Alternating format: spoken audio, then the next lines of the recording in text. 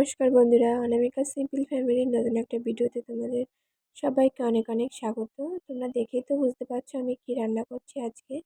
আজকে রান্না করব এটা নিরামিষ না, এটা আমিষ ঘুগনি, যেটা অনেক দিন ধরে সবাই খাওয়ার জন্য বায়না করেছিল। অবশেষে আজকে আমি সেটা রেডি করছি। প্রথম থেকে লাস্ট পর্যন্ত দেখো, অবশ্যই অনেক অনেক ভালো লাগবে ভিডিওটা।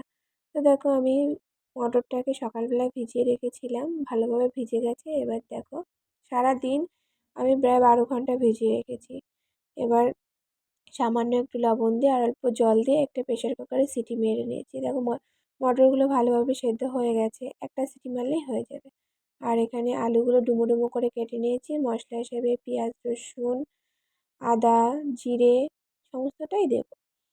আর এখানে দেখো, ফোড়নের জন্য নিয়েছি গোটা জিরে, তেজপাতা, গোটা গরম মশলা, দুটো শুকনো লঙ্কা। তেলের ভিতরে দিয়ে দিয়ে এই মশলাগুলো বেটে নিয়েছি। এদিকে দেখো, আলুগুলোকে আমি ভালো করে লাল লাল করে ভেজে নিয়েছি, কারণ মটরগুলো আগের থেকেই সেদ্ধ করা, তো তার জন্য।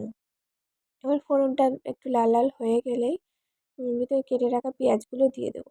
দিয়ে পেঁয়াজটা ভালো করে নাড়িয়ে চেড়িয়ে নেবো, যতক্ষণ না পেঁয়াজগুলো ব্রাউন কালার হবে ততক্ষণ। তারপরে বেটে রাখা মশলাটা দিয়ে আবারও খানিকক্ষণ নাড়িয়ে চাড়িয়ে যখনই দেখবো মশলা থেকে তেল ছেড়ে দিয়েছে, তখনই ভেজে রাখা আলুগুলো দিয়ে ভালো করে নাড়িয়ে চাড়িয়ে নিচ্ছে আরও 5 মিনিট।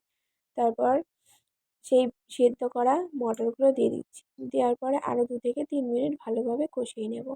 নেওয়ার পরে এবার জল দিয়ে দিলাম।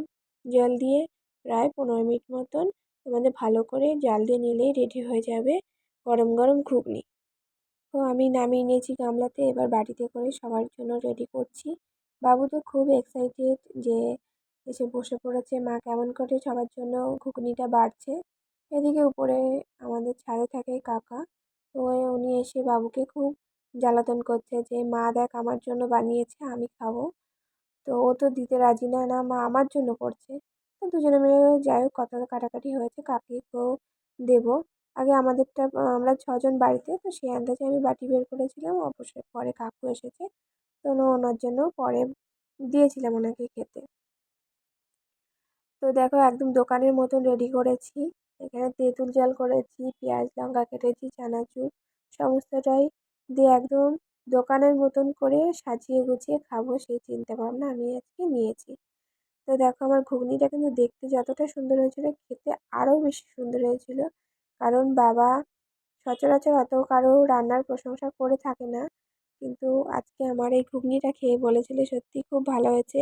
আমার জন্য একটু রেখে দিয়েছি, আমি কালকেরা সন্ধ্যার সময় আরেকবার খাবো। তো যাই হোক, বাবার জন্য রেখে দিয়েছিলাম। দেখতেই পাচ্ছ আমার সামনে যে গামলা আছে, ওখানে এখনও ঘুগনি অবশিষ্ট আছে, তো সেটুকু রেখে দিয়েছিলাম।